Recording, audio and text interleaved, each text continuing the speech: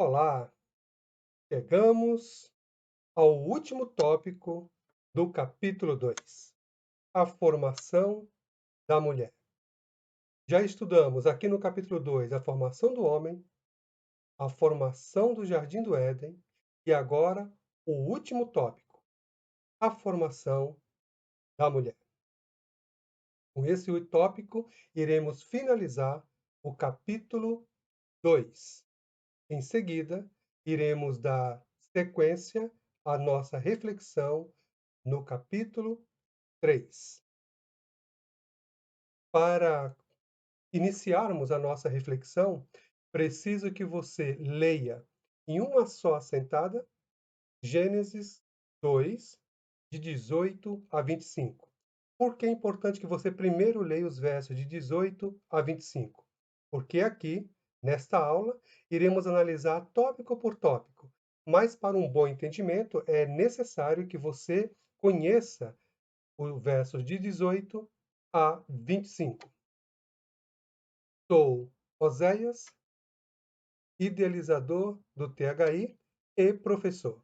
Venha comigo e vamos refletir. Mas antes de prosseguirmos, pausa no vídeo, leitura do capítulo 2, versos de 18 a 25. Aguardo você concluir. Então, logo termine a leitura, volte para a nossa reflexão. Aguardo você. Leu? Ótimo. Então, vamos prosseguir. De início, como você acabou de ler, vamos retomar o verso 18, que nos diz: Disse mais o Senhor Deus: Não é bom que o homem esteja só. Far-lhe-ei uma ajudadora que lhe seja idônea. Agora que nós já estamos finalizando o capítulo 2 do livro de Gênesis, eu preciso que você já tenha uma posição quanto ao que nós estudamos no capítulo 1. Ou seja, para você, os dias do capítulo 1 de Gênesis são dias literais de 24 horas? Ou você tem um novo entendimento, um outro entendimento? Por que é importante responder a pergunta? Porque aqui, olha, observe novamente o verso 18. E disse Deus, e disse mais o Senhor Deus: Não é bom que o homem esteja só.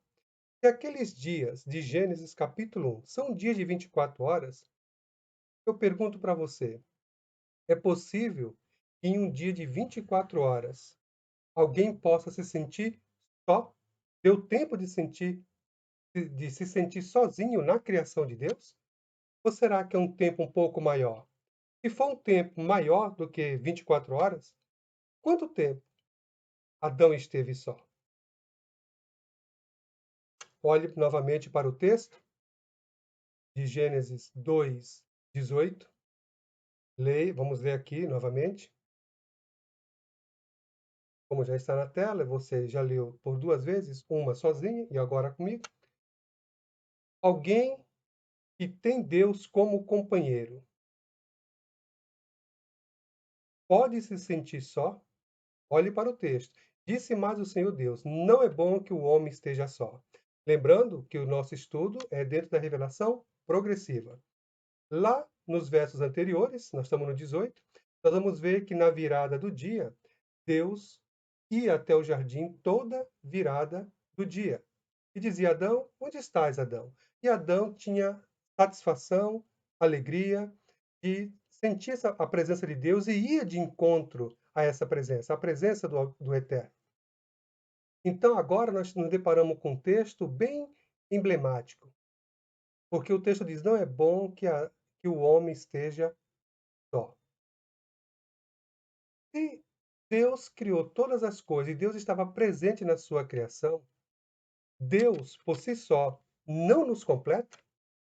Olha que nós estamos falando aqui de um período antes do pecado, o período que o pecado ainda não havia entrado na criação de Deus. Agora eu pergunto para você, você já ouviu alguém dizer assim: eu não preciso de ninguém, Deus por si só me basta, eu e Deus somos suficiente? É interessante que essa frase parece ser tão bonita, mas vai contrário a um texto tão singelo e ao mesmo tempo tão profundo, onde nós observamos aqui que é Deus quem diz que não é bom que o homem esteja só. Observe que nós vamos ouvir algumas brincadeiras do tipo: Adão ficou só, Adão ficou triste. O texto não diz que Adão se sentiu só. Essa decisão de formar alguém que lhe seja idônea, não é o homem que tem uma carência, é o próprio Deus que decide. O texto está aqui na tela. Ó. Disse mais o Senhor Deus. Deus disse para quem? Não é bom que o homem esteja só. Não foi Adão que disse: Senhor, olhei toda a tua criação, Senhor, e não vi nada que igual a mim, equivalente para mim. Essa decisão parte do próprio Deus. Adão, como o próprio texto, os versos anteriores nos informa, Adão tinha a companhia de Deus. Então, nesse contexto aqui, ó, de Gênesis 2:18, o que significa estar só? Não é bom que o homem esteja só. Agora, com essas perguntas, consegui provocar em você alguma inquietude? Podemos prosseguir e analisar o texto juntos. No capítulo 1, nada se diz como Deus criou a mulher. Diz tão somente que homem e mulher os criou. Algumas traduções vai dizer macho e fêmea os criou. Gênesis 1, 27. Agora, no segundo capítulo, Moisés nos dá os detalhes que faltavam no verso 27 do capítulo 1. No capítulo 1, ao final de cada dia criativo, o escritor registra: e viu Deus que isso era bom. No final de cada dia. Dia 1, e viu Deus que isso era bom. Dia 2, e viu Deus que isso era bom. Agora, no verso 18 do capítulo 2 de Gênesis, temos a primeira avaliação negativa, que diz: não é bom. Não é bom o quê? Que o homem esteja só. A frase Lotov, traduzida por não é bom, é enfática. Essencialmente, é ruim para Adão viver sozinho. Olha, na essência de Adão, é ruim que ele viva só. Ao criar o homem, entre todos os animais, não havia nenhum sequer que lhe servisse de companhia. Assim, Deus, utilizando um processo que a ciência só conhecerá vários anos depois de Cristo, a anestesia, e Moisés chama de forma singela profundo sono. Ele tira uma costela do homem e forma Eva. Deus nunca teve a intenção do homem viver ou ficar só. Logo, ele providenciou uma adjuntora, ou auxiliadora, ou uma co-igual. Uma pessoa correspondesse a ele. Uma pessoa que correspondesse a ele. Correspondente significa igual e adequado. Mesmo sendo distintos em sexualidade, são iguais como portadores da imagem divina e em sua condição diante de Deus. Vemos neste ato o planejamento do matrimônio, o qual acarreta intimidade e relação sexual. Teremos uma aula sobre sexo na Bíblia, ou, restringindo bastante, sexo no Antigo Testamento. a palavra sexo. Aguarde o nosso encontro. Agora, no verso 19, da terra formou, pois, o Senhor Deus todos os animais do campo e todas as aves do céu, e os trouxe ao homem, para ver como lhes chamaria. E tudo o que o homem chamou a todo ser vivente, isso foi o seu nome. A criação dos animais é mencionada agora, ao advérbio de tempo, agora, em razão da sua importância ante a figura histórica do matrimônio. Observe que nesse verso temos apenas os animais do campo e as aves do céu. Deus criou cada animal ou espécie de animais para que servissem ao homem e para que este os estudasse, classificasse e vê como este lhes chamaria. Ao, entre aspas, catalogar os animais, porque Adão não, essa ideia de catalogação é algo novo, ao catalogar os animais, ou seja, nomeá-los, Adão exerceu seu direito como governador, representante de Deus na terra. Isso, a ideia de representante de Deus na terra, está lá em Gênesis 1, 26 e 18. Adão era superior a cada criatura feita por Deus, formada por Deus. Os nomes dados por Adão foram aceitos e propagados. Os nomes eram mais que rótulos. Descreviam aspectos e atributos desses seres. Agora no verso 20. Assim, o homem deu nomes a todos os animais domésticos, às aves do céu e a todos os animais do campo. Mas para o homem não se achava ajudadora idônea. Observe aqui, no verso 20. Deu nomes.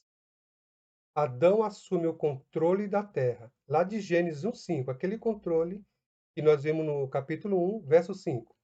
Seguindo o mandato cultural, lá de Gênesis 1, 26. Se possível, ressalte essa nomenclatura, mandato cultural. E no final dessa aula, vou deixar uma bibliografia no qual, do fundo do meu coração, eu almejo muito que assim que finalizar essa aula, você adquira o livro que será mencionado sobre mandato cultural, com base em Gênesis 1, 26. Aguardo o final do livro desse nosso estudo para que você tenha essa bibliografia. Imitando a Deus e mantendo o mundo sob o seu domínio. No desenrolar da história, observaremos que os seres humanos são inferiores aos seres celestiais e superiores aos animais. Leia o Salmo 8 inteiro para você compreender essa singela frase, com ênfase no verso 5. Mesmo tendo uma relação tão próxima com os demais seres vivos colocados junto a ele, Adão não encontrou nenhum ser semelhante que o auxiliasse ou que lhe correspondesse. Faltava-lhe uma companhia parecida com ele. Aqui já temos parte da revelação de quando Deus diz: não é bom que o homem esteja só. Deus é um ser espiritual. O homem é um ser híbrido, material e espiritual. E quando diz que não é bom que ele esteja só, não é bom que ele viva somente com um ser espiritual, que é Deus. Ele precisa de um ser igual a ele, da mesma matéria que ele. Então, faltava-lhe uma companhia parecida com ele, com inteligência, personalidade, ética, sensibilidade moral e espiritual. Então, verso 21, então o Senhor Deus fez cair um sono pesado sobre o homem, e este adormeceu. Tomou-lhe, então, uma das costelas e fechou a carne em seu lugar.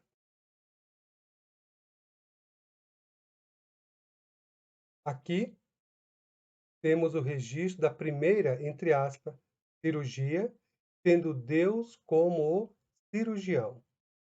Em sua infinita bondade, Deus usou um profundo sono como anestésico.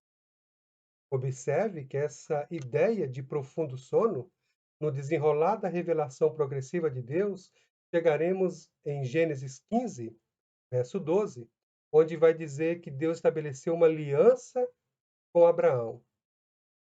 E naquele momento de Gênesis 15, verso 12, vem sobre ele, Abraão, um profundo sono. Observe que aqui em Gênesis 2, 21, Adão cai em um profundo sono.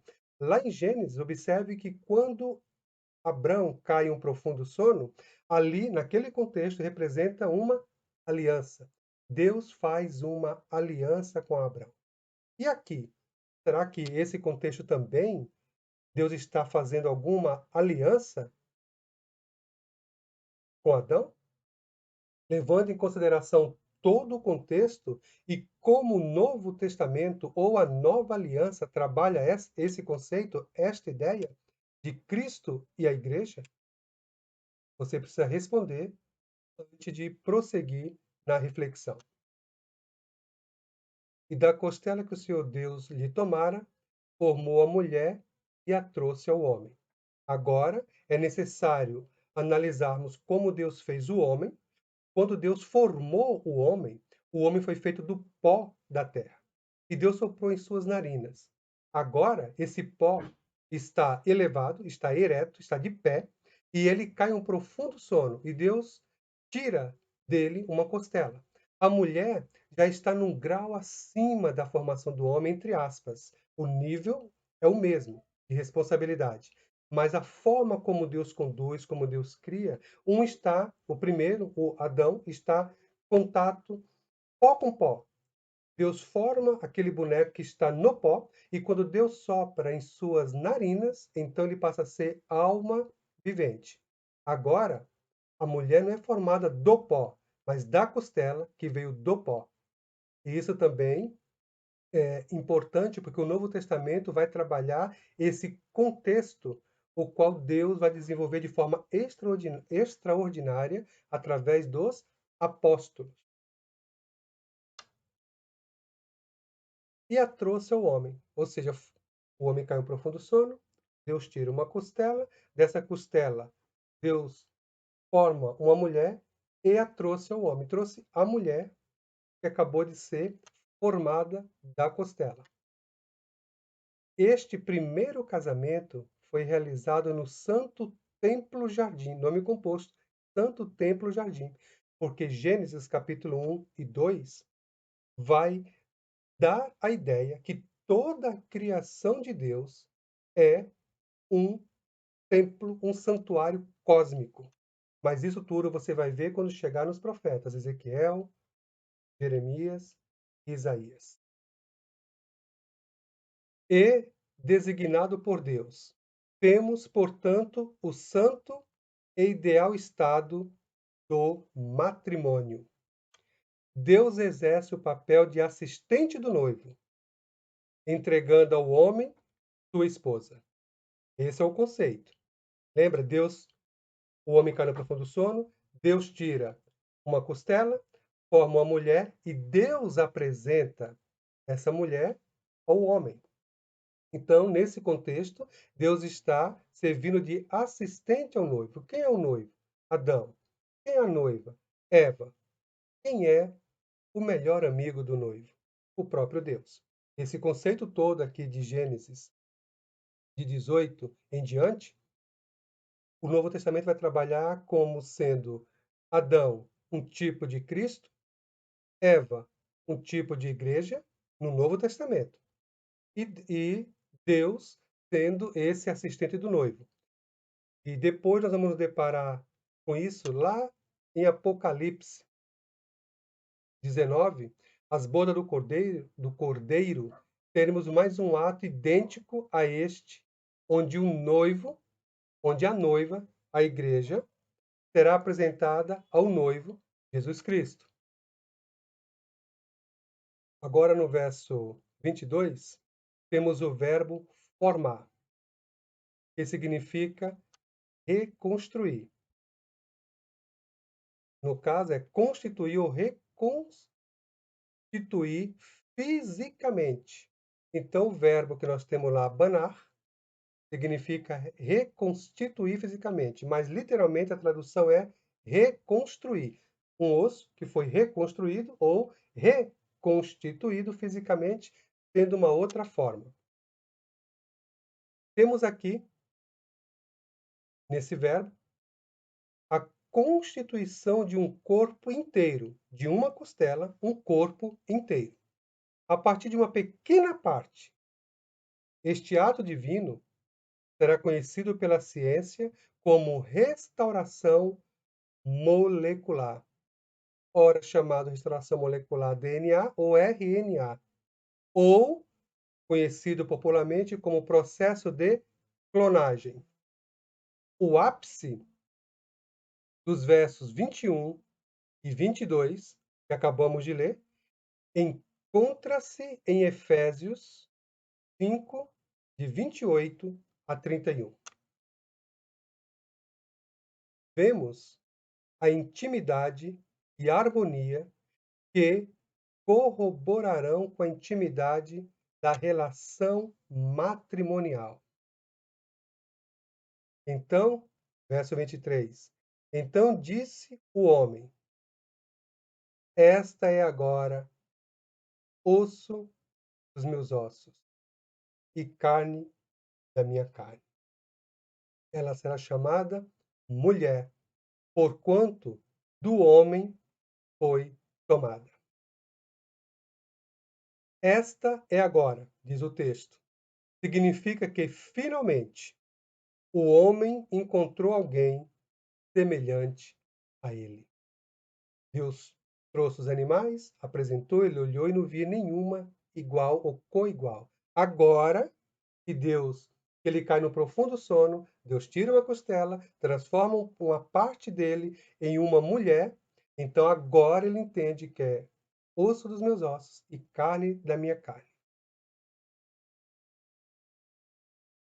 Eva foi uma experiência extraordinária. Ela era o par perfeito para Adão. Agora, imagine a cena: vários animais, cada um macho e fêmea, e Adão sem nenhum par. Então ele cai no profundo sono, quando ele acorda, está diante dele uma mulher. Imagine como ele ficou em contemplar aquele momento. O par perfeito. No imaginário de Adão, era como se ele estivesse se contemplando em um espelho. Eva, em certo sentido, era alguém igual ao homem e, ao mesmo tempo, diferente. Imagina isso para Adão, naquele momento. Só podemos entender a exaltação de Adão analisando o jogo de palavra que há no hebraico. Vejamos. Homem, em hebraico, é Ish, e mulher é Ishá. Então, em português, homem e mulher, às vezes não dá para sentir esse jogo de palavra. Olha só aqui, o que nós temos, que interessante. Ish, o que é que tem? Olha, 1, 2, 3 letras. 1, 2, 3 letras, acrescida de uma. Nós temos 4. Foi acrescentado um A ao final. Ish é homem. Ishá é mulher. Somente isso.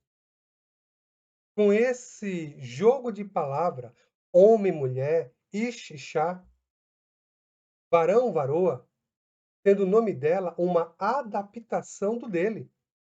demonstrando que ambos se ajustariam perfeitamente um ao outro.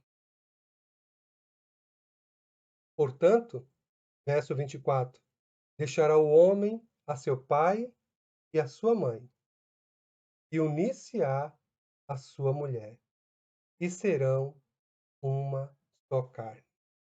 Eu quero deixar uma pergunta nesse verso 24. O Novo Testamento, o Senhor Jesus vai citar o verso 24, quando ele é questionado sobre divórcio, casamento, essas coisas todas lá com os discípulos. Mas a pergunta que eu quero deixar para você aqui nesse verso 24 é: como se aplica neste momento, em Gênesis 2:24, esse versículo? Portanto, deixará o homem a seu pai e a sua mãe. Adão e Eva, sabemos que tinha pai e mãe. Observou como esse texto já fica obscuro? Todavia, o Novo Testamento vai mencionar esse texto já trabalhando, deixará o homem, pai e mãe, unir-se à sua mulher? Mas Adão não tinha pai e mãe. Como é que se aplica isso para Adão e Eva? O casal que deu origem a toda a raça humana, a toda a espécie humana. Considerando que Adão e Eva são os precursores da espécie humana, este versículo só se aplicará a gerações futuras, uma vez que eles tinham pai, mas não tiveram mãe. O que significa deixar o homem pai e mãe neste contexto? Como você entende esse deixar aqui de Gênesis 2:24? Deixar o homem pai e mãe significa ter um, um lar distinto da casa dos pais. Não é abandono material ou emocional, é ter o seu próprio lugar. Como diz os antigos, há uma frase que diz: quem casa, quer casa. Essa é mais ou menos a ideia de Gênesis 2:24.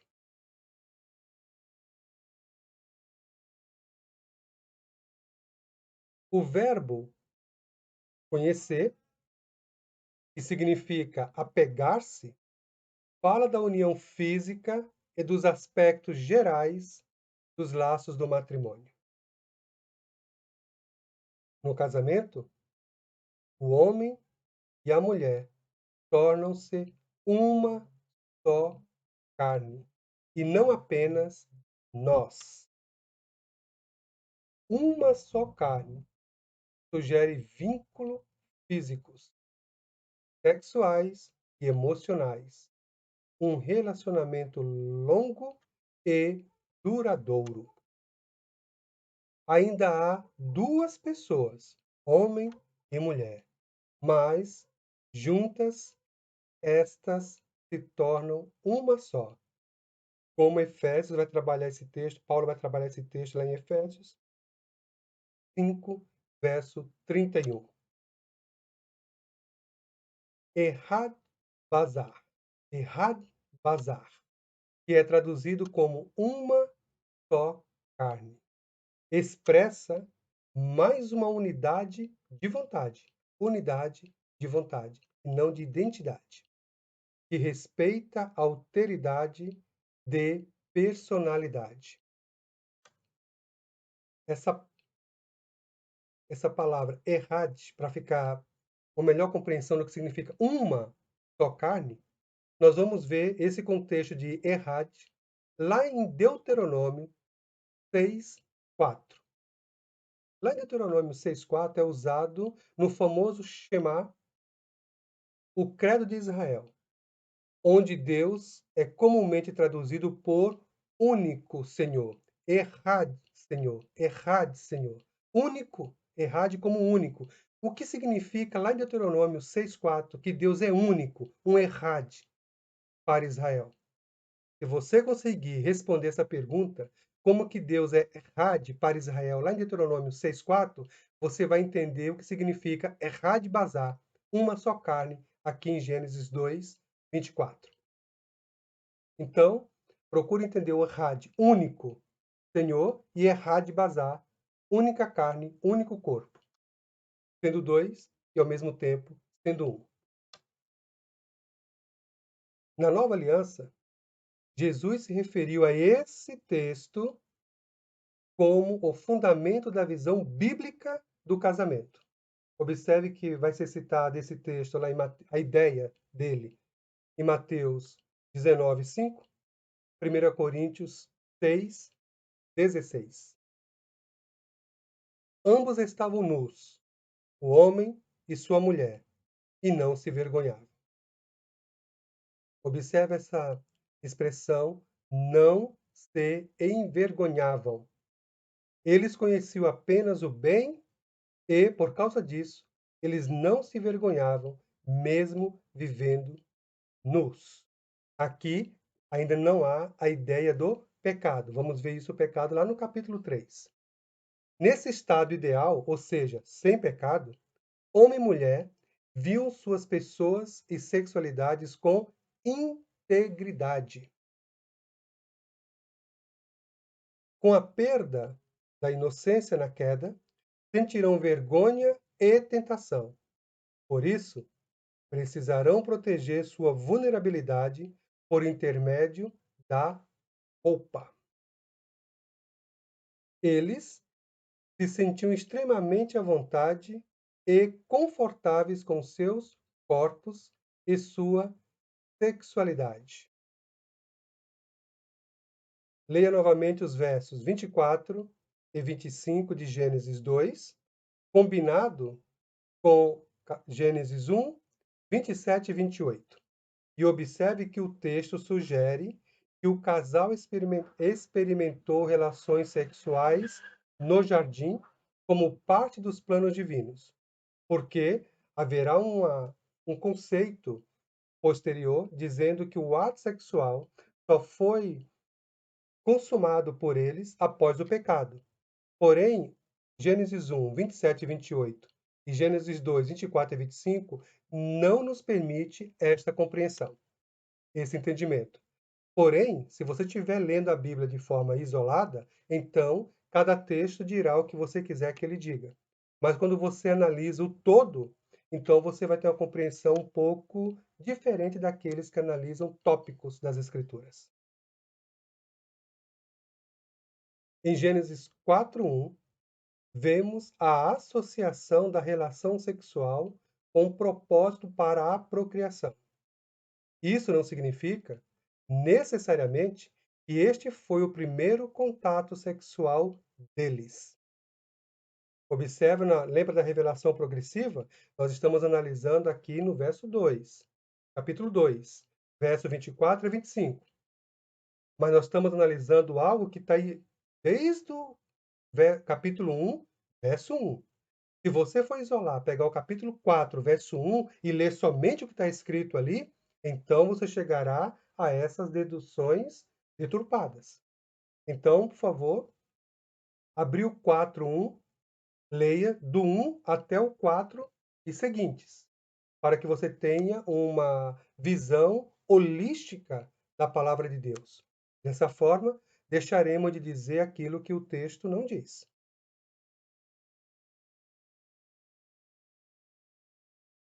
Aqui, chegamos ao final. Como foi dito anteriormente, nós temos o mandato cultural com base em Gênesis 1, 26. O que é isso? Eu desconheço essa nomenclatura. Mandato cultural. Cultura e culto têm origem na mesma palavra. Tem a ver com trabalhar no solo. Portanto, agora que nós estamos chegando ao final do capítulo 2, para você ter um melhor entendimento do que virá a partir de Gênesis capítulo 10. Olha só como eu estou antecipando a nossa reflexão. Nós estamos no final do capítulo 2. Vamos iniciar o estudo do capítulo 3. Antes do dilúvio ainda, nós estamos no período pré-diluviano. Eu já estou dizendo que para você entender o que virá depois, com todos aqueles povos que vão surgir lá em Gênesis capítulo 10, eu preciso que você leia esta obra chamada Cultura e Evangelho. O lugar da cultura no plano de Deus. Editora Agnus. escrito por Justo L. Gonzalez. Vou deixar essa bibliografia aqui, logo abaixo na descrição do vídeo. Se você não conseguiu anotar, não se preocupe, vai ficar aqui nas anotações. Assim que finalizar, pode olhar aqui as informações do vídeo que vai estar essa bibliografia lá. Obrigado por chegarmos até aqui, no final do capítulo 2. Até o nosso próximo encontro.